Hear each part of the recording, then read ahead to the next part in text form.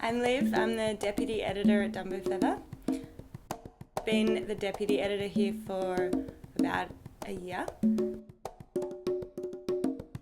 Editing means to really refine a piece of work until it really sings, until you have something that doesn't feel like it was just created but feels like it really speaks to the audience, that it's easy to read, it's clean, it's polished. You know, in the final stages of editing, you want to make sure that the grammar and the spelling is perfect. And it also means structurally that something is really sound. You know, often when you write, you're just getting your creativity out there, you're just thinking and letting it flow, and then editing is coming back and looking at what you've created and putting it together as a whole so that it's unified.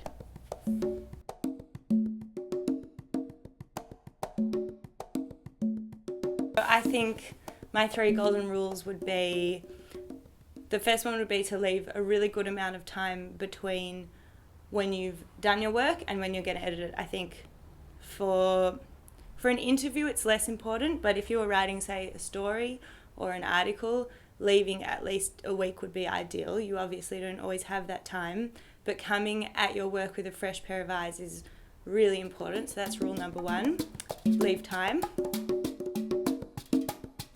I think it would be to kill your darlings. That's something that writers like Stephen King and William Faulkner, they've both said it in different ways, but that the idea is that you might be really attached to something that you've written. It might feel really beautiful and spot on to you, but it's not functioning as part of the whole. And it's really important to be able to let go. And that, again, comes back to the first rule of leaving enough time, in that your ability to be more objective about your work definitely comes with time. So you'll be more able to kill your darlings with that. Third golden rule, track changes. That can mean literally in Word. There's a function called track changes which allows you to keep track of all the changes as you're going along. It's really important because when you're editing, you do want to be quite ruthless.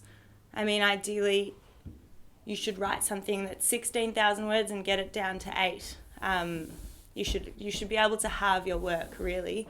And using track changes is a great way to be ruthless, but to not be afraid of being ruthless because you know that it's there and you can go back to it.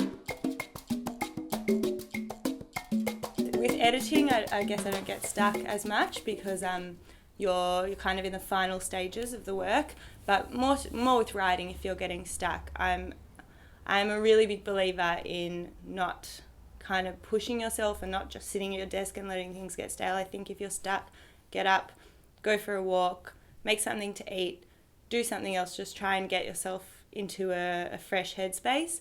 And then when you come back and you look at your work, if that's still not happening for you, I think turning off the computer is a really important thing to do, because just staring at a blinking cursor on a Word document screen is not inspirational for anybody. I think that it's good to just turn off your computer, get a blank piece of paper and brainstorm, like, what are the themes? What are you trying to say? What are you trying to get across? What's the point? Why are you doing this? And then when you come back to your work, you're coming at it from a really clear and focused place.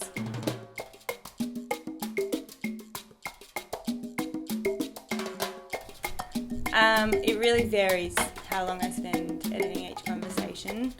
I mean, I'd like to dedicate usually at least like a good day to each one, like a full day at work, but obviously it doesn't happen like that. It's, 2 hours here and 2 hours there. But usually, I'll do a first edit, and sometimes the pieces, especially if it's just a transcript that myself or Barry has written, can be up to 18 or 20,000 words. So that's a lot to get through and read. And what I really do in that stage is pick out the main structural parts where the person is talking about their life, themselves, their motivations. Those are the things we really want to get out of a Dumbo Feather interview, and obviously cut, all the, if it's a transcript, there'll just be chit-chat before the interview starts, obviously cut that. So just getting the bulk of it, that might be like a 9,000 word cut, because our interviews are usually about 5,000. After that, then I'll go to the writer, if it's not myself, and I'll talk to them about the changes I've made and see what they think, where we can go from here.